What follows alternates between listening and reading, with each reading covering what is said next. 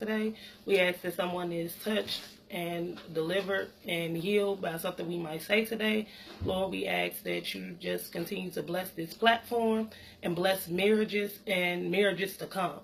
And we just thank and praise you for your mighty glory. In Jesus' name we pray. Amen. Amen. Amen. All right, so today we're going to be talking, Is It Time Part 2. So this is the women's perspective of is it time. Did you figure out how to do it? Yeah, I figured it out. Oh, okay, yeah, I don't know. So this is the women's perspective on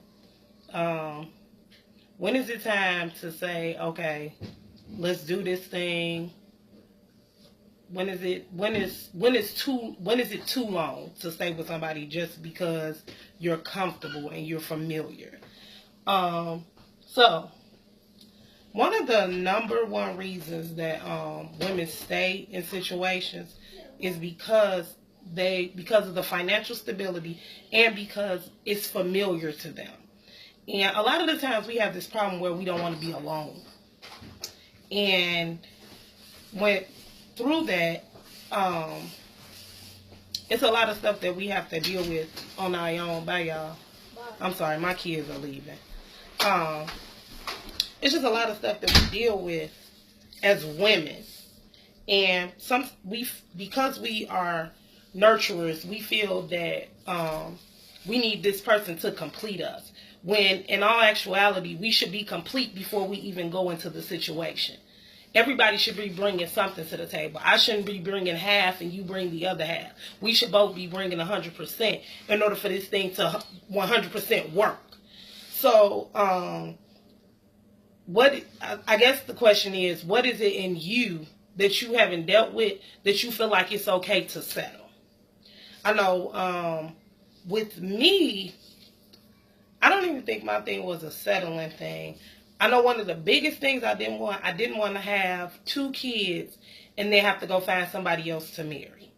So that was a big thing for me. I wanted to have my complete family and not have to have this split family.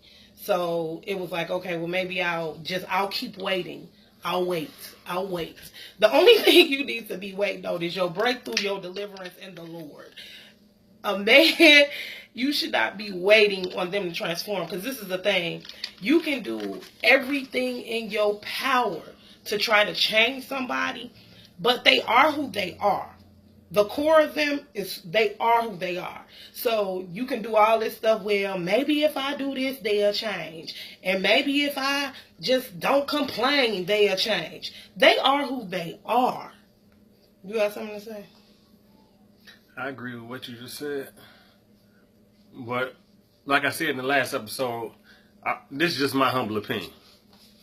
I feel like women put themselves on a clock where it's like, oh man, I'm about to be 30 years old. No, matter of fact, I'm about to be 25. And then they find themselves going around their friends and trying to measure their happiness to theirs. So it's like, okay, oh, my girl over there, she just got engaged. This girl, I'm in her wedding. Now she looking around like, when is it going to be my time? So you find yourself almost competing, or like I said, measuring your happiness to your friends, when the main goal is to get yourself happy or get yourself together for the complete happiness. Exactly. Because the only perfect timing is God's timing. And you might think you want a thing, but it might not even be for you. So when you jump the gun and you do stuff that is not even for you, you end up having to retrack and backtrack and try to fix something that wasn't even designed to happen in the first place.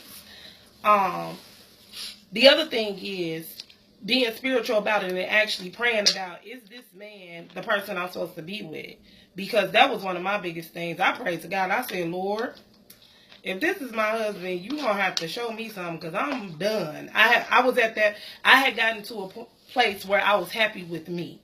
If nobody else came and nobody else said, girl, I want to marry you, I didn't care. I was okay with me.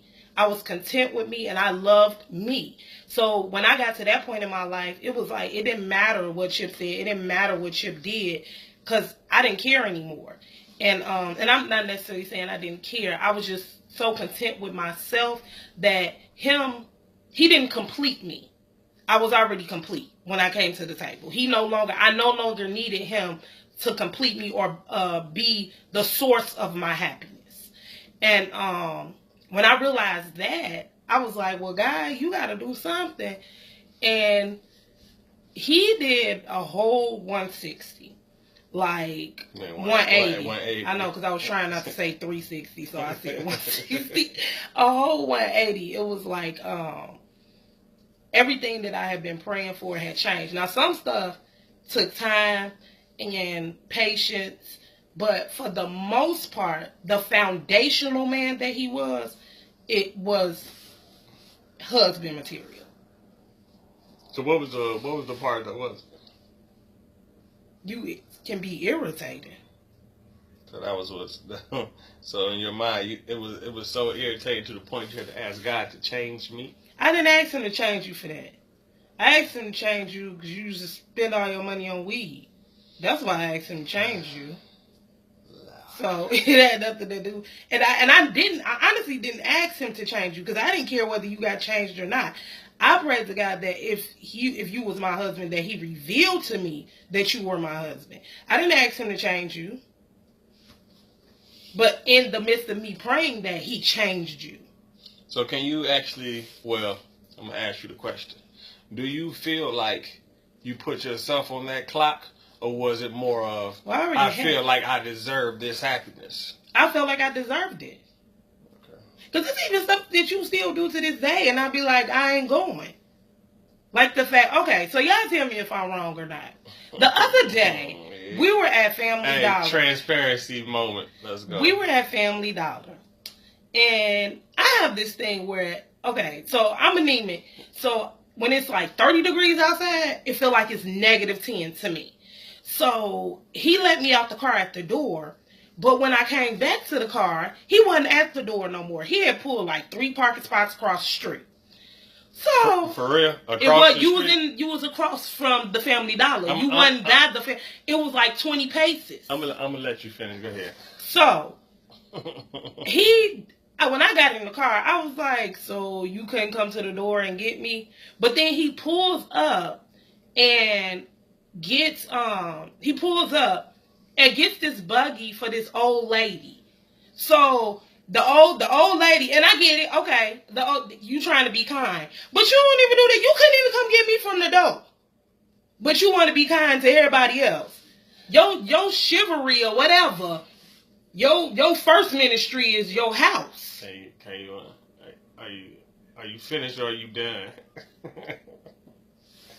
Can I talk now? You done? Yeah. All right, check it out. See, this is what happened was. That's how you know you lying. This how it went.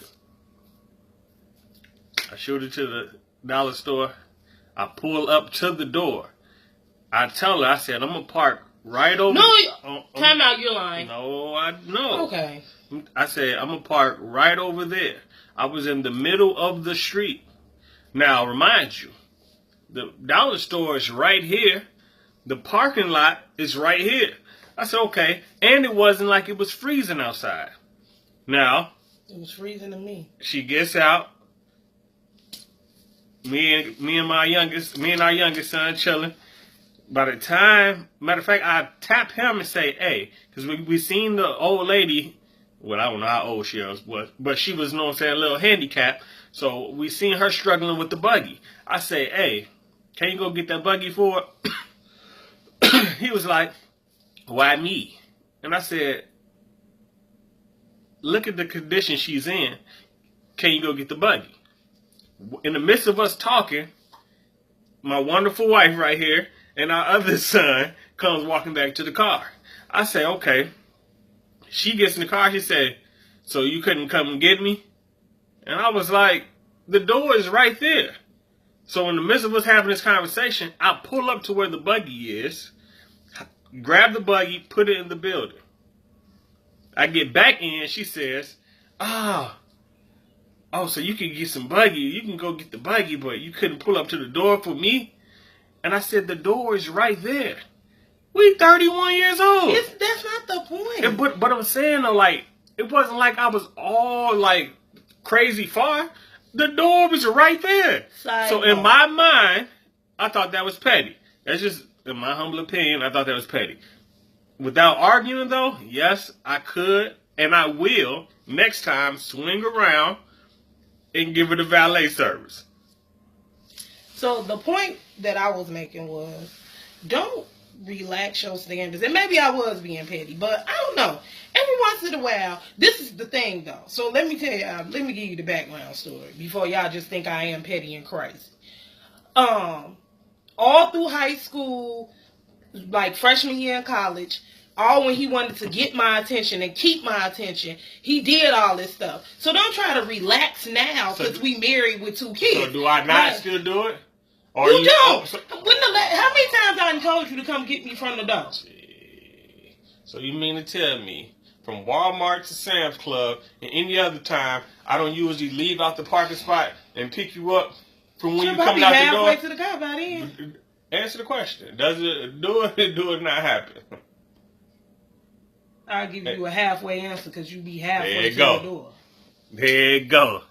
Yeah. Okay. Bro, exactly. It was definitely Petty Winslow. I'm telling you. I already know it. Because in my mind, I gave you the valet service to go in there. More important? Are you worried about me being petty or do you want me to be happy? All I wanted you to do is pick me up from the door. Is that too much? If it's too hard, I won't say nothing else about it. No, it's not too hard. What I'm saying is you still have to embrace your petty moments. And this one was a petty moment. But, we won't never have it again. So I would swing around. Because, men, we have to compromise. So I would swing around and valet service you.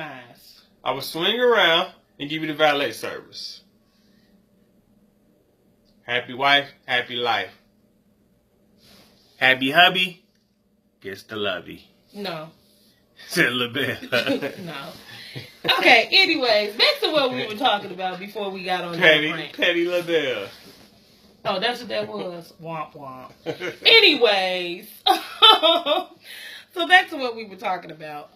Basically, what are you doing to prepare yourself to get that husband, to be a part, thank you, cuz, to actually create a family? And what I mean by not, what are you doing to get a husband and keep him? Or get a wife and keep her? Because a lot of the times we get in this thing and people don't understand the struggle is real. Like, besides the petty, you come pick me up at the door. Just the one of the biggest things that happens in a marriage is finances. When them finances is funny, everything start going left. And you have to have a stable foundation in it all. Like, some days, it's been times my husband's done stuff, and I don't even say nothing to him. I just go right to his creator, the manufacturer. And I pray, and I say, Lord, look, whatever this is, can you fix it? And 99 times out of 100, I don't even have to say nothing. He'll come to me and be like, babe, such and such, such and such. He automatically corrects it without me saying anything. And that's an avoided argument because I didn't have to say nothing. It didn't turn into something else. But are we really willing to fight? Like, are we really willing to fight this thing through? Or is it this ain't what I thought it was. I thought every day it was just going to be milk and honey. That ain't what it is. Because the thing about it is, the devil hates marriage. So married people are people that have one of the best sources, one of the best weapons, because it says that if 2 or more agree, God is in the midst and it shall be done. So just think about all the stuff you could just pray and touch and agree on, and it manifests. Like, so the devil hates that, because once you realize that, oh my God, you like a force to be reckoned with. Like, it's a whole nother entity. But if we let all this other stuff cloud our minds, like, I think in most cases, the 2 people got to be willing to compromise. and truly care about the other's feelings. Because a lot of times people find themselves getting in their own feelings or in their own way. Yeah. And now it becomes a selfish act. Yeah. Because you could do a thing like, say I compromised next time and gave you the valet service. That don't necessarily mean that it's in the right space of why I did it. What was the position of your heart? Yeah, exactly. It's a heart check. So it's basically like you talking to me, you telling me some good advice, and I look at you and I say, yeah, okay, yeah. It don't take away that the advice was good, but it's also one of those, all right, I hear you. You can shut up now. See what I'm saying? So it's all about the perspective of things, or, you know what I'm saying, the space of things, where your heart is at. You know what I'm saying? That's just my humble opinion. Like, you have to be willing to compromise and actually get to a place where you enjoy each other. Like, as friends. Because that's the main thing. You got to be friends. I don't care. You could be in a relationship for 1,000 years. But if y'all not friends, y'all don't enjoy being around each other and kicking it, having your time. If you got children, having your time away from them and just enjoying each other. If the only time you're around your mate is when it's physical, like sexual, man, you're gonna find yourself in that trick bag where it's like, I really don't even like this person. And yeah, you can not like a person and love them, because that's part of the relationships. But, man, to be in love with the person, you have to truly enjoy being around that person. This is my humble opinion. You got to be friends. But, you know. Yeah, I agree. And just not being afraid to have those uncomfortable conversations. Like, what is your background? What do you want in life? Like, don't be afraid to have those uncomfortable conversations, because once you in it really ain't no reverse button. Mm-hmm. Like, no matter whether you get in it and stay in it or get in it and get out of it, you affected either way. Yeah. So there is no reverse button. So you need to know up front, hey, am I ready for this in the long haul? Is this really what I signed up for? Because there's days where I be like, I ain't signed up for this. I really didn't. Like, this is not what I signed up for. I think a lot of times, though, that's the problem. When people, well, for one, imaginary life? Yeah, it's that they get stuck in that romance. But I feel like people don't date for a long period of time before they actually make that full commitment. And in that dating process, that should be on the table. Once y'all enjoying each other, real conversation need to be on the table. It shouldn't be, well, what kind of food you like? Yeah, what type of food? What's your favorite color? And all that. Like, that's cool, but it really, like, I don't know. At some point, it's not gonna matter no more. What is your credit score? Am I going to marry you and be in straight debt? I mean, but a lot of people not going to be do you have a warrant for your arrest? They're not going to be that blunt, because they're going to look at it as, I'm invading their personal space. And that's what the majority of the people... But eventually you're going to invade my space 365 days of the year. So, like, I don't understand how I'm not going to ask you something now if I expect to one day... You gonna be all up in my space. We ain't even gonna have no individual space no more. We don't exist in the same space. Think about this though, love. People really don't get comfortable to saying those type of questions until it becomes sexual. Until you have which is wrong. Yeah, until you have some type of physical, like the sex come into play. Now you place an ownership because you feel like you gave a part of yourself to that person. So now I got the ability, or I'm able to ask you. So what? But even in that, ain't that selfish? Because it's like, well, why would you feel like it's okay to give yourself to somebody that might not even deserve it? Well, so it's okay for me to give my whole self to you with the possibility of contracting all this different stuff because you gonna get some soul ties. You gonna get maybe a disease. You gonna get a bunch of stuff that comes this way. But I can't ask you your credit score. Yeah, that don't even sound right. And it doesn't. But if you're not conscious about that, majority of the people gonna go off of their feelings again. It goes back to that space we was talking about. If a person actually don't know how to control their lower nature or them being extra horny, they're going to give in and then think about the consequences after that. And it goes back to you loving yourself. Actual factual. Because if I love myself enough, just like, let's put this in a material perspective. You got that one pair of shoes that you know you like, and you're not going to let nobody borrow because you scared about you're not going to let nobody drive your car. Let's say that. You done got your new car. You are not finna let nobody drive your car. So why you finna let somebody drive your life? Because that's basically what you doing. Mm-hmm. Well, the difference in cars and your body, like your car is something that you value or you care about, but your body, you going off of. You got to fight your emotion, your feelings, your temptation, that willpower, or that self-discipline. And the majority of the people in the world lack self-discipline.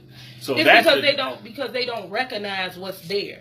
Like, in order for you to break through something or come out of something, you first got to recognize that you even dealing with something. Mm-hmm. So when you don't even bring the stuff to the forefront, you can't be like, yeah, well, I think I got a what do you call it? A whoremonger.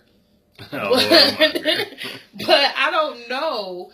So I'm going to just pretend like it's not there. And then I'm going to go to the club and I'm going to do this. And then when it pop up, I'm going to be like, oh, yeah. Like, that don't... Or you know you got a drinking problem, but you go to the bar with everybody else. Like, you got to bring that stuff to the forefront and be like, I got a problem.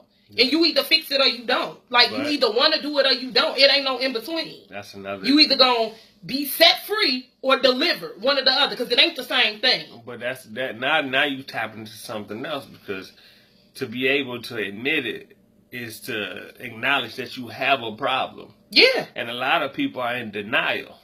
So that's the thing. Like, your friends can tell you, and the truth hurts. The guilty. See what I'm saying? So your friends can tell you, oh, you need to deal with X, Y, and Z, so on and so. And then they consider being judgmental. Exactly. And it's like, at what point, y'all chime in on this. At what point does me being your friend constitute me from not being able to say stuff? Like, especially if I tried my best to say it from a space of where I'm caring versus me saying, girl, something wrong with you. Like, at what point is it not okay? Because a lot of the times we voice our opinion or we say, I'm concerned about you. And then it's, are you judging me? Just because you judging me. Why is that? Who you want to hear it from? If I'm a person that loves you and cares about your well-being, why don't I have the right to say something to you? Well, I don't even necessarily think it's the right to say something to them. I think a lot of times, like I said, the truth hurts the guilty. So in a lot of cases, it's the delivery of how you say the thing.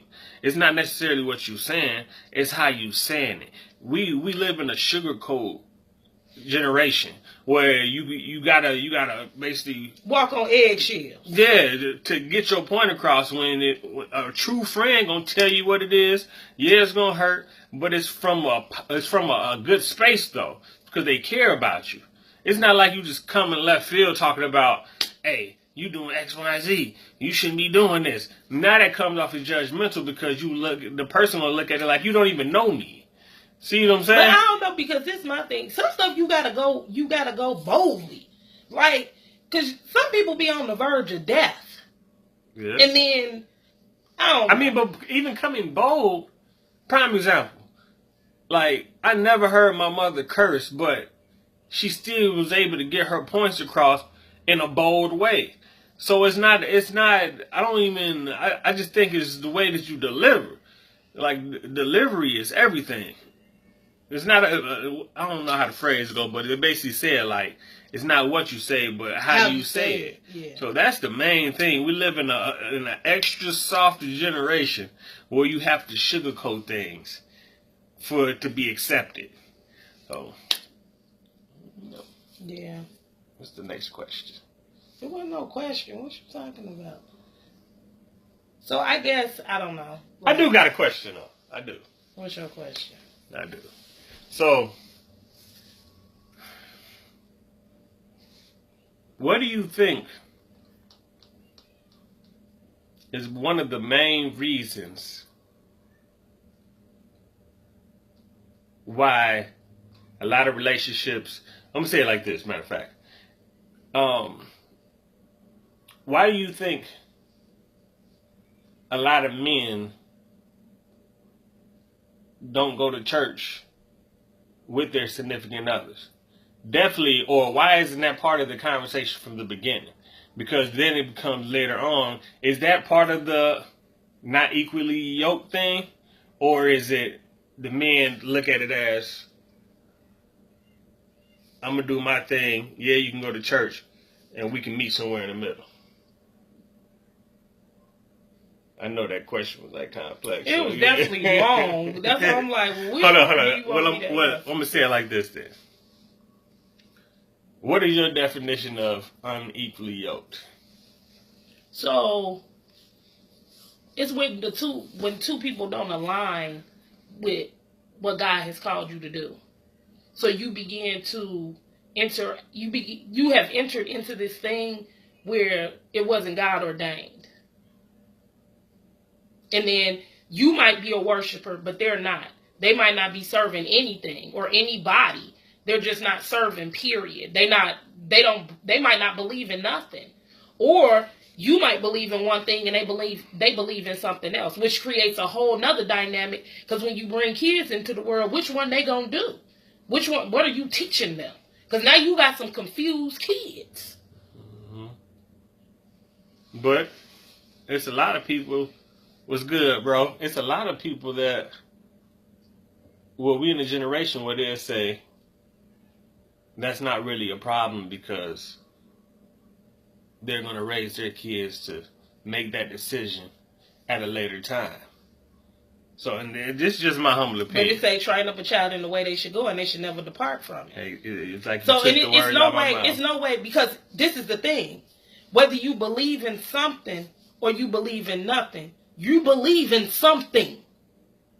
Whether you say you are atheist, a Christian, a Jehovah, whatever you believe in something, even if it's nothing. Mm-hmm. So you teaching them something, because this is the thing about kids. They gonna go off what they see. Whether you say you just gonna let them choose, they going off whatever, however your life is. That's how they're gonna grow up. That's how they're trained to be. Now, when they get older, they might be, well, look, I'm going to follow this way. I'm going to follow that way. That's one thing. But at the end of the day, their foundation is what you did. Whether you tried to or not. Whatever you did is what they going to do. Mm-hmm. And definitely agree. I feel like, let's go back on this whole women measuring their happiness to their friends. That's a real serious issue. Or not even that. Not even the friends. Stuff on TV. Relationship goals. Yeah. Like what is that? That's like, that is utter foolishness. Like what exactly is relationship goals? Like, why are you measuring? How about you said real life goals? Yeah, like, but I'm gonna be debt free. But why are you measuring your happiness off somebody else? Off of somebody else's? That right there, we in that generation. Whereas couples want to be in competition.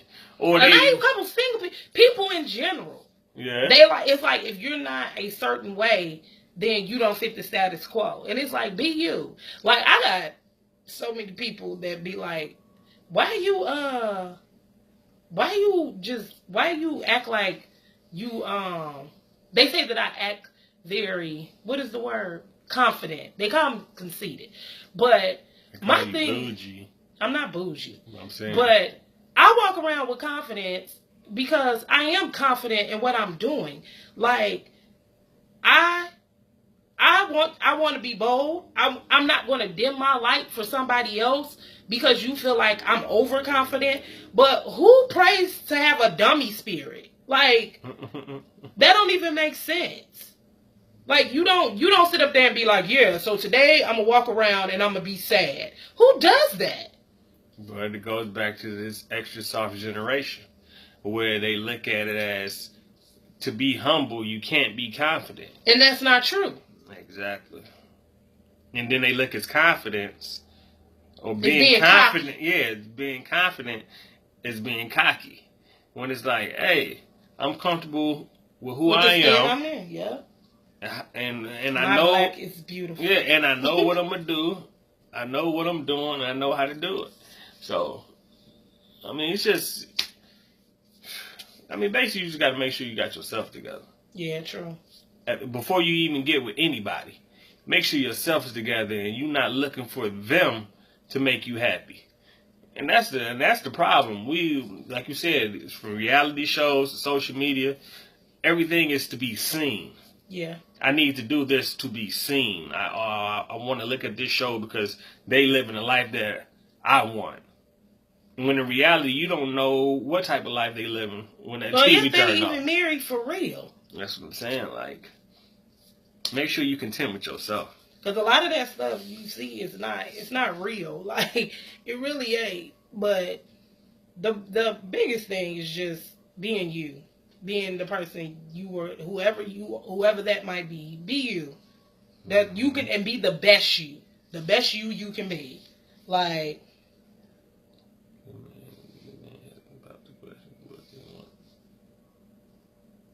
so we kind of touched on that last week about, is it okay to pressure somebody into marrying them? But that goes back to what I said about there is no reverse button. So when you go and you start living with people, you didn't throw another rock into the bucket. Like, it's a ripple effect, because now it's this thing where, okay, now we got to backtrack and try to fix this, when in all actuality, you should have waited and then actually been like, okay, let's get together. Because what's happening is, the core of all this, a lot of people, they don't get married, they move in together, then they end up with kids and all. What's happening is you creating generational curses. That's basically what you're doing. So now, unless somebody recognizes it, now your kid's doing it. Now they kids doing it. And then it's just started this bloodline curse that could have been avoided if we would have just took the time for us. And the other thing, to be truly honest, it's a lot of kids raising kids. And I can say that only because it's coming from, like, I was 19 when I had my first kid. But because my grandmother and my mother raised me a different type of way, I knew what was right, what was wrong, and all of that. So, like, because of that, I tried to do something totally different when it came to my kids. But and then, like, but that curse was open too, because my mom had me at 18. But I think you said the most important thing is getting it out up front from the beginning, out the gate. This is where I see myself in the future. Where you see yourself.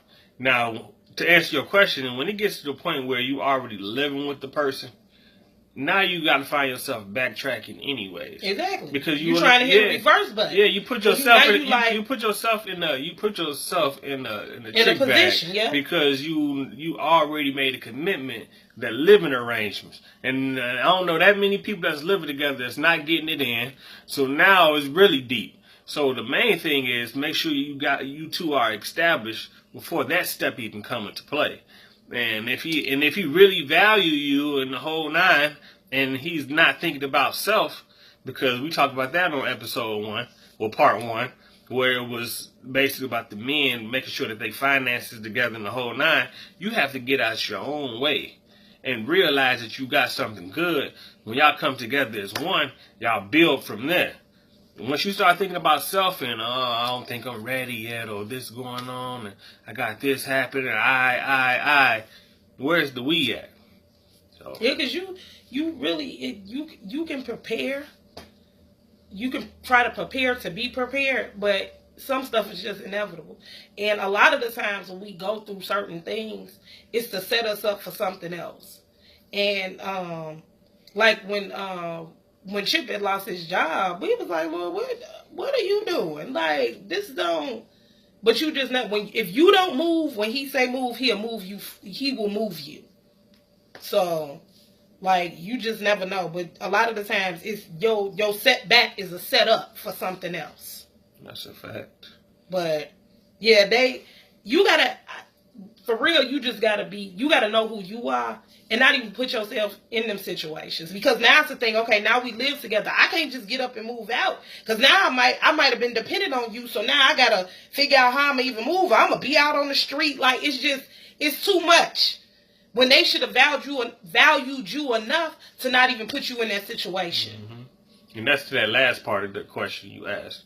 Because she said, but you still want him. Even though he's not giving up that ring, you still want him. So that means you have to get out of your feelings. Because that's what it is. That's the only thing that's keeping you there is you living off of the hope. Oh, I think he's going to do it. And it's going to be soon. Year after year after year after year passed. Next thing you know, y'all together for 22 years.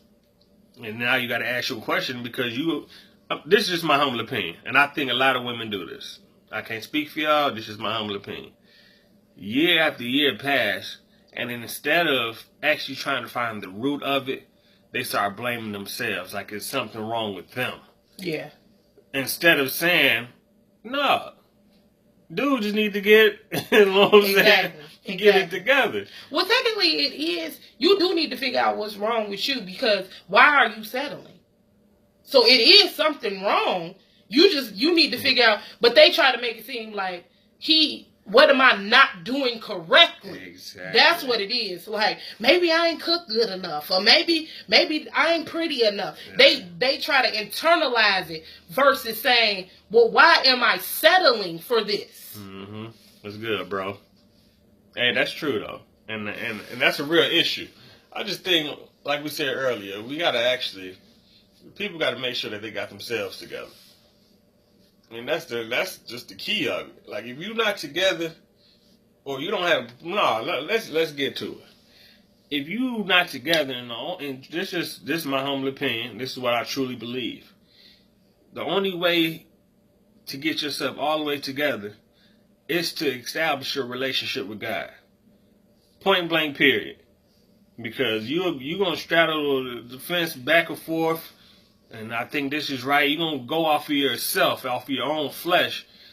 And it's nothing like living the life, you know what I'm saying, with God ordering your steps.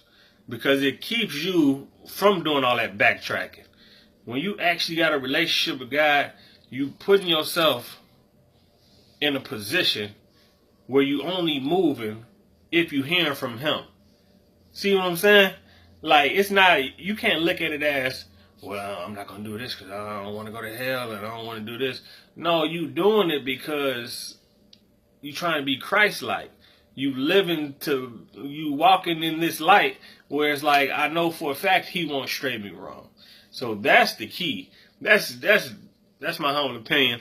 You have to have a relationship with God, and actually that right there is going to give you a whole lot of self-discipline because you know it's not about you. Yeah. Because it's not. It's really not. Because even with us, our whole thing is who else we bringing with us. Like, at the end of the day, who else we bringing with us? Obedience. That's the correct word, Brian. Obedience. And it's just like, hey, what is more important? Like that temporary happiness or that long-term thing? And that's what people got to look at. Are you actually just stuck into that romance where it's all good, and then when stuff starts getting bad, or you ready to jump ship? Yeah. But you jumped, but everything else is still attached to you. Mm-hmm. So you think you got away, but all that stuff that you have done and all that stuff is still there because you decided to make a temporary decision that affected your life for a lifetime. Like, I mean. Man, I lost my train of thought. Just like that girl that was laughing on Steve Harvey. She's like, man, it's obedience. Obedience is definitely. Obedience is better than sacrifice. Man, that's the correct That's word. what it say. Obedience is better than sacrifice. I'm telling you, like, and don't get stuck into trying to be perfect. That's another thing. Like, you cannot be stuck into I don't want to make no mistakes, and that's not life. Like, you're gonna make mistakes. You know what I'm saying? You get it together and keep it going. Like, trying to live this perfect life and thinking everything's just gonna be, you know what I'm saying? Because we're not robots. Leave it to beavers. Like, no, that's not gonna be life. Point blank, period. And you have to believe you destined to fail if you try to be perfect. Yeah, you got to. You have set yourself up for something that's unattainable. Exactly. But you got to believe in the person that you're with. You truly have to believe that, hey, we in this together. Because the time I know, now I got to speak for the men. For men, we go off of loyalty and principles and once we feel like anything is sideways, or definitely if you got some type of discernment where it's like, hold on. Now it's like, hold on, let me get this together. Like, if you got to actually know that the person that you riding with is riding with you, but they got to be equally yoked. But that also go back off. If did y'all get married for show, or are you with this person because this is just, it's familiar to me? Because a lot of the times we ain't down for people like that. Like, we think we are until the rug snatched from up under us, and then we like, nah, bro, you on your own. That's because they wasn't friends from the beginning. Like, when and this what I had said. It's a different type of love. Yeah. And you gotta, if you don't have that love for yourself, you can't have that love for somebody else. But it goes back to that relationship with God. You have to know what agape love is. If you don't even understand what that is, it's like, how can you even apply it to your relationship? But I said this though. I said this before. And I'm gonna speak for the man again. We have a thing where I hear it all the time when men say, oh, well, I'm riding for my guys, and I'm loyal and the whole nine, and they be riding, and hey, I'm with my guys, it's bros over everything, the whole nine. And then it's like, fam, you have a queen that you know is 100% right, and then you give her half your time. Like, what's loyal about that? When you really break it down, like, is that really being loyal? So, I mean, you just gotta do better. It's all about perspective. That's definitely true. Like, that's definitely true. You gotta know what's important in your life. You have to know. Like, hey, I knew I had to get myself right and get a relationship with God so I could lead my family. I don't have the space or the energy to wonder how my guys gonna feel about that, because they're not feeding my family, they're not leading my family. Like, I'm at a whole nother space where it's like, I can't be peer pressured. What is an opinion when you got a whole family? And the other thing is, and you can't worry about who leaves and who stays and what friends stay around, what people gonna talk about you. Because this is the thing, if they ain't talking about you, you ain't doing nothing. Mm-hmm. People they talk about Jesus, like, they gonna talk about you. And if they ain't, you ain't doing nothing, because you ain't the talk of the town. And the thing about it is, you gotta realize God gonna send you people. He gonna send you people. So you might feel like, oh, but I known them since I was 3, and da-da-da-da-da. But the relationships that the people that he sends you, and those relationships that are created through them, will be something so phenomenal that it's not even going to matter no more. And not to say that you should start kicking people to the wayside, but there are some people that are going to leave on their own. That's a fact. Let them. Let them. Fact. Quit thinking because it's familiar that it's gold, because it ain't. Mm-hmm. Some stuff is only for a season, and you gotta leave it there. When the trees die in the fall, they grow back in the summer, and they grow back beautiful flowers. But if the leaves stayed there and died and stayed on top of the tree instead of falling off and withering away, where the new flowers gonna come? You gotta make space. You gotta make room. Yeah. Like, you got to. It's like, you can't. And that goes back to the men you think are for you and not. When they try to leave, let them. Let them. Because this is the thing. He left, and I let him. And then he decided, I don't know if God told him, who told him. Did God tell you or what? You told me what? That you needed to come back and get your wife. Or your girlfriend at the time, because I was your wife. Yeah, I mean, yeah, God definitely let me know, but it's also a decision you have to make. Yeah. As a man, you have to make that decision. But that's the thing. Because what's happening is, we got to break this cycle. Because what we're doing is, a lot of people are getting in these relationships, they having kids with these random folks. He comes, shut up. I'm not going to play with you today.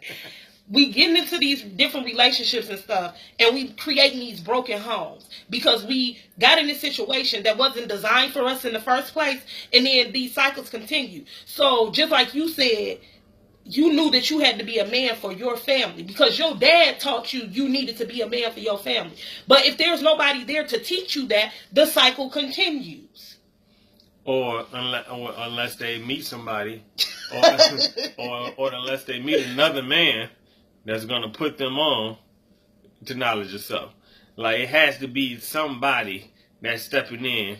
Definitely, if they don't have that male figure in their lives growing up, because I mean, like you just said, I had an example to look at. Yeah. Like, so it was like, okay, this is it.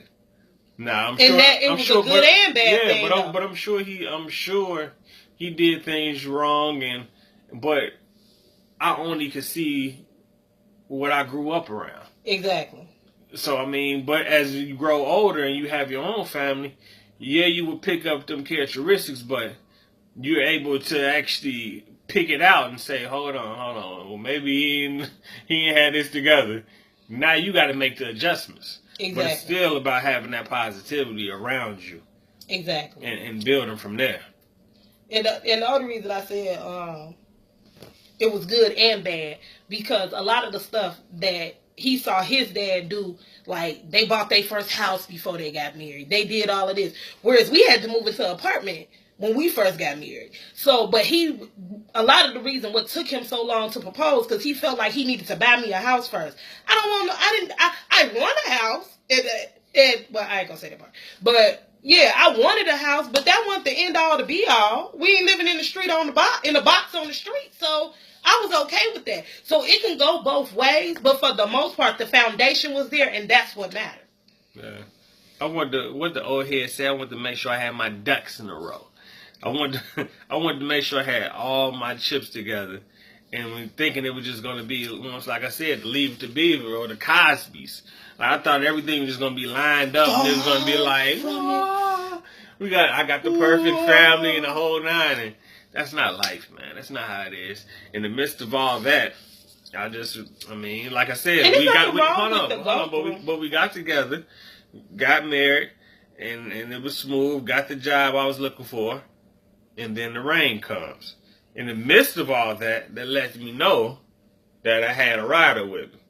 Because she could have ran in them situations. So it let me know, you know what I'm saying, my wonderful queen right here was what it do. Continue. And even with that, I still had to pray, because what he didn't understand was, even though financially I was pulling us through, his faith is what pulled us through. Because I was every bit of upset. Like, God, why you do this to us? We trying to live the most best life, and you decided you just gonna pull everything from up under us. And it was like, okay, it was like, your assignment is over. Like, and we like, but what is this? Like, how did the season end that fast? And even though financially he could only provide a little at that time, he had the faith that I didn't have. Because he like, well, come on, babe, we still got to get up and pray. And I'm like, pray for what? We don't have nothing to pray for. But in reality, we did, because we went on the street.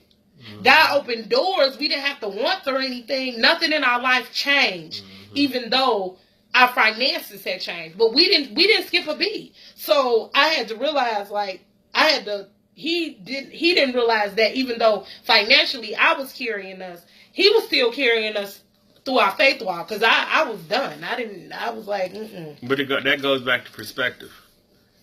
Like, in my mind, I knew that we was going to be all right.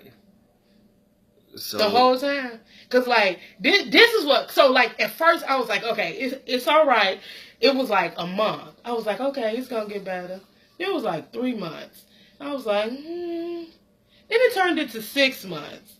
And I was like, okay, God, are you there? Then it turned into a year. And I was like, you know what? I don't think he like us no more.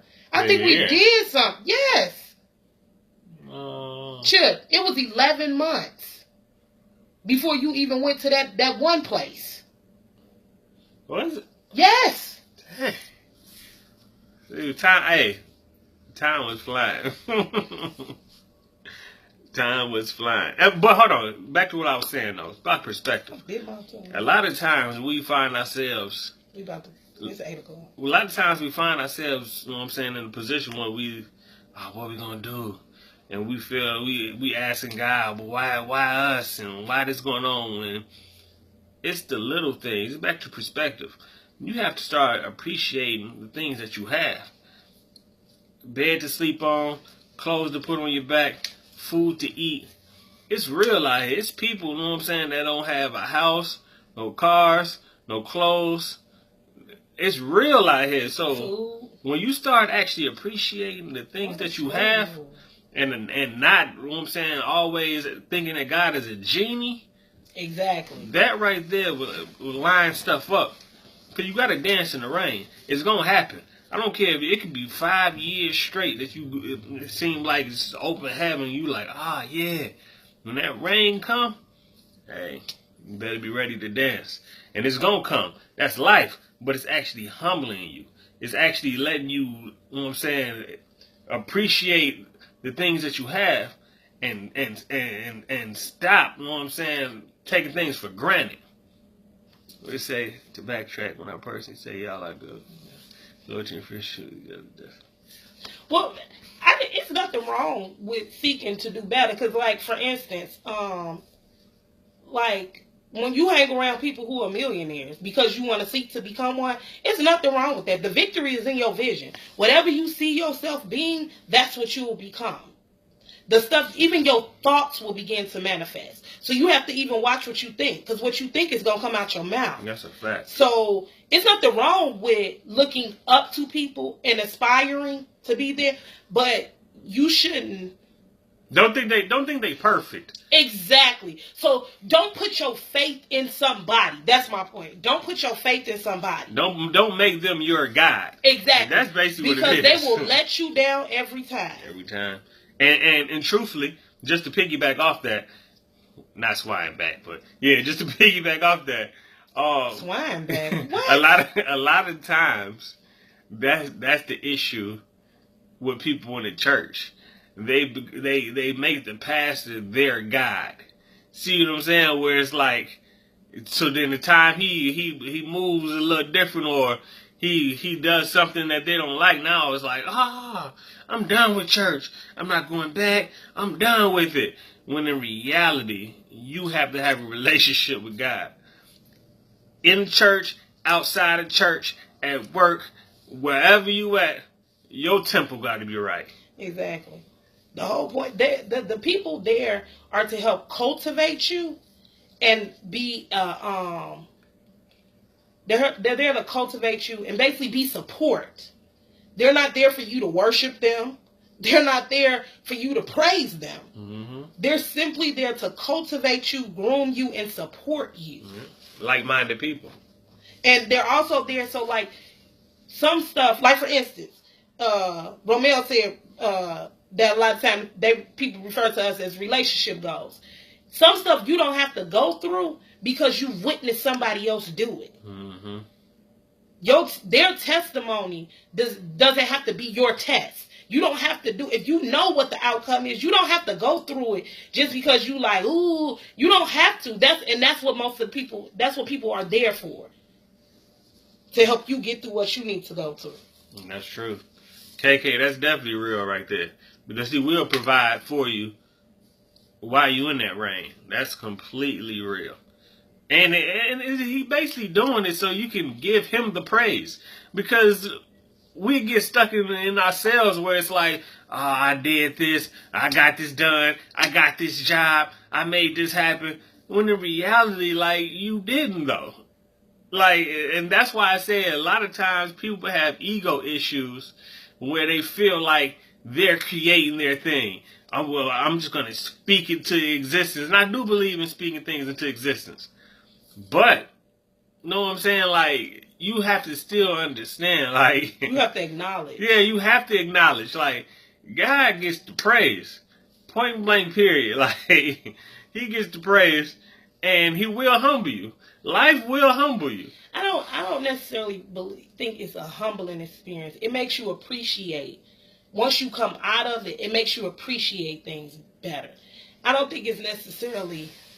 I think that goes off of that perspective we were talking about. Because the only way that you can appreciate it is because you've seen the test that was in that testimony.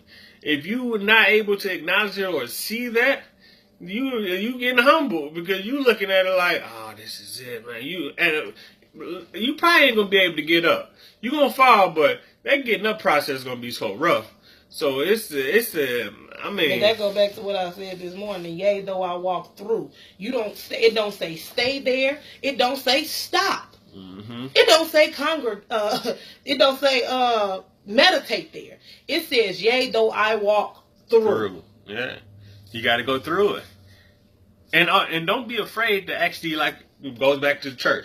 You getting around people that's like-minded people, that's on the same mission, that understand that they're not perfect or even close to it, and they're trying to walk through. Now, when they're next to you, you're going to walk through together and encourage each other. But don't put yourself in a space where you feel like, I can't talk to them, or I'm going to isolate myself.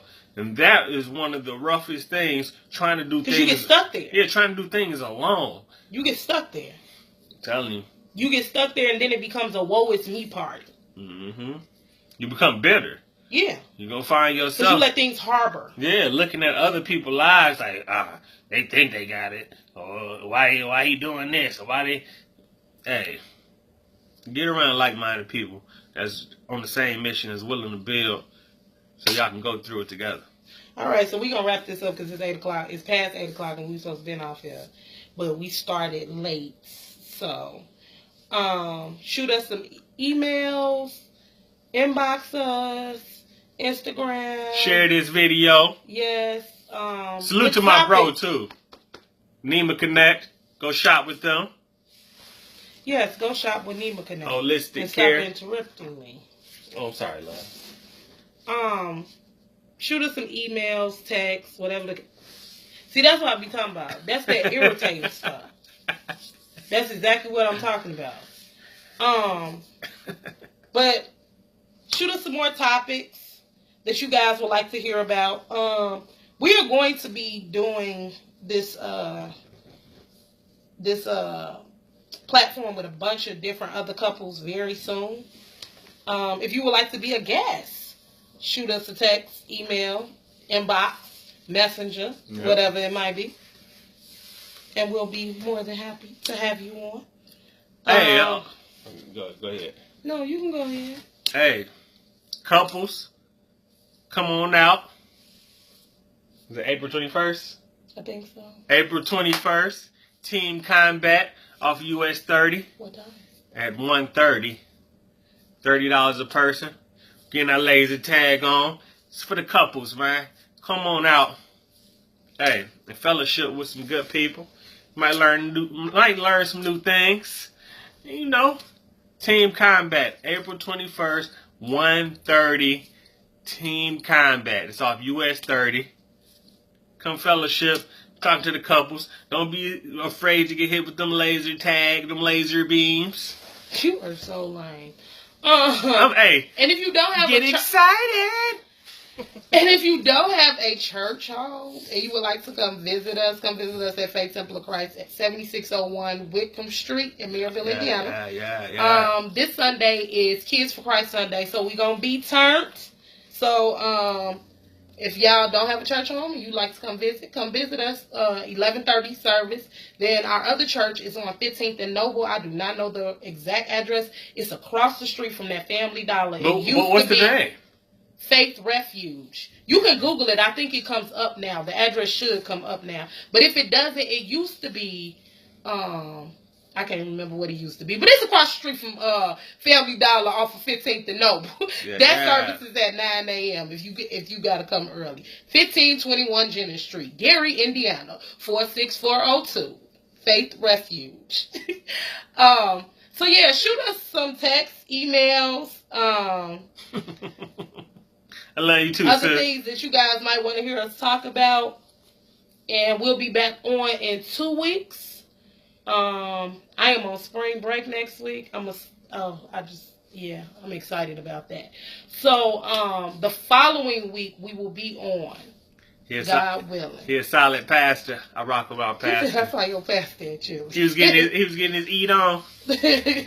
He always out somewhere eating. Hey, he seen us at he seen us at Hula Hines one time. It was so real. It was funny too. Cause he rolled up on us smooth like, "How you doing, Thompsons?" I got my drink. I think Elisa had her wine. We looking like, oh, but you know what I'm saying? We still kept it smooth. Hey, you gotta be yourself. Again, Faith Refuge Center. Yep. Laser tag, April 21st, 1:30. Appreciate everybody that's tuned in. Share this video. Yes, we have the gala too as well. Gala, it's not gala. Hey, whole time I was pronouncing it as a gala. That's probably why ain't nobody want to come, because they didn't know what you was talking about. What is it called? Gala? A gala. Oh, gala. We got to get formal. You know what I'm saying? Dress, get fresh and fly. Yeah, Damien, you and the wife should come. Hey, come to the laser tag too. Yeah. You know what I'm saying? Let's get it cracking. For the gala, like I said, come get fresh and fly. Go to Time Alaska's. Get some. That ain't even open. Get some of them gators. You know what I'm saying? We're gonna do what we do when we do it when it can't be done. On top of that, it takes 3. Share this video too. You said that like 12 times. No, share this video. Like, comment, share. It takes 3.